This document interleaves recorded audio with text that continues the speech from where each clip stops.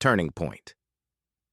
Today, the story of how a simple metal spring became one of the most famous toys in the world. But Slinky did not begin in a toy factory. It did not begin with a child. It began with a spring falling. A piece of metal slipped from a shelf, hit the ground, and did something strange. It did not just collapse. It moved. It stretched forward, pulled itself back together, and for a moment, it almost looked alive, like it was walking. Most people would have picked it up and gone back to work because it was just a spring. Richard James saw something else. He saw motion. He saw rhythm. He saw a small object that did not need batteries, gears, paint, or a complicated story. It just needed gravity and a place to move. That tiny moment became the beginning of Slinky, a toy so simple that almost anyone could understand it. But only after they saw it move. That was the secret. Slinky was not a product people understood from a box. It had to perform. And the moment it performed in front of people, everything changed. In 1943, Richard James was not trying to invent a toy. He was a naval mechanical engineer. The world was at war. Ships carried sensitive equipment, and that equipment had to survive vibration, movement, and the instability of the sea. Richard worked with springs because springs could absorb motion. They could protect instruments. They could take force and soften it. In that world, a spring was not cute. It was practical, industrial, a hidden part of a larger machine. Then one of those springs fell. The object itself did not change. Only the way someone looked at it changed. Richard became interested in that strange movement. Not because the spring was already a toy, but because it almost was. It stood on the edge between engineering and play. He began experimenting. The spring had to feel just right. Too stiff, and it would not move. Too loose, and it would collapse. Too heavy, and it felt dead. Too light, and it lost control. The magic was balance. The correct tension. The correct weight. The correct rhythm. From the outside, it looked obvious. But before success, it looked like nothing. Just a piece of metal on a table. Richard believed there was something there. But belief is not a business. The product still had to survive one brutal question. Why would anyone buy this? And Slinky had a serious problem. If you held it still, it did not look like much. It was not colorful. It did not have a face. It did not look expensive. It did not even look finished. To a store buyer, it could look like a factory part that escaped from the wrong building. Imagine trying to explain it. It is a spring. What does it do? It goes downstairs. That sounds ridiculous. Until you see it. That was the weakness and the strength of Slinky. Words made it smaller. Motion made it obvious. Betty James helped give that motion a name. Slinky. The name mattered because it sounded like the movement.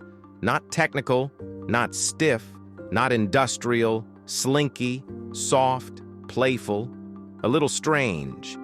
The name gave the object a personality before it even moved. And that was important because this toy did not need a big story universe. It did not need rules. It did not need instructions. The spring was the story. A thing that walked. The real turning point came in 1945, not in the workshop, not when the spring first fell, not even when Richard found the right design. The real turning point came when Slinky was placed in front of people and allowed to move. Richard and Betty got a chance to demonstrate it at Gimbels department store in Philadelphia. That was the test.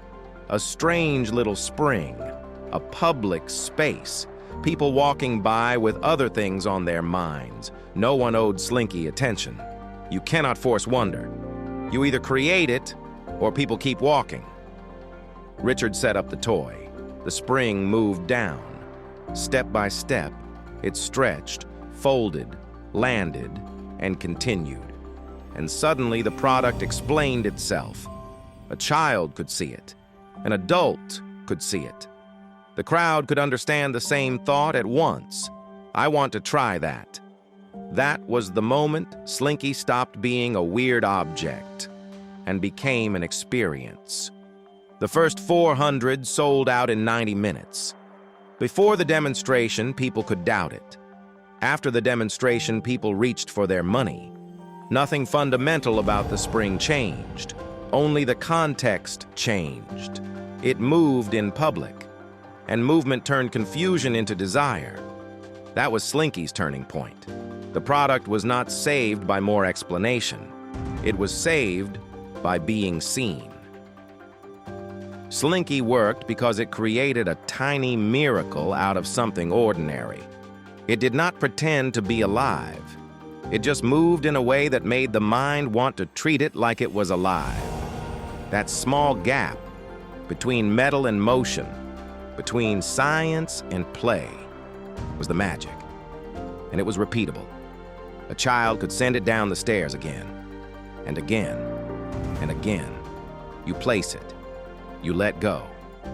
Then gravity takes over. For a few seconds, a normal staircase becomes a stage. A spring becomes a performer. And the child gets the feeling of discovering a small secret in the physical world.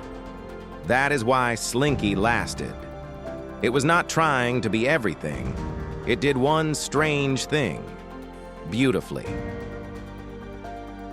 The Slinky story looks small.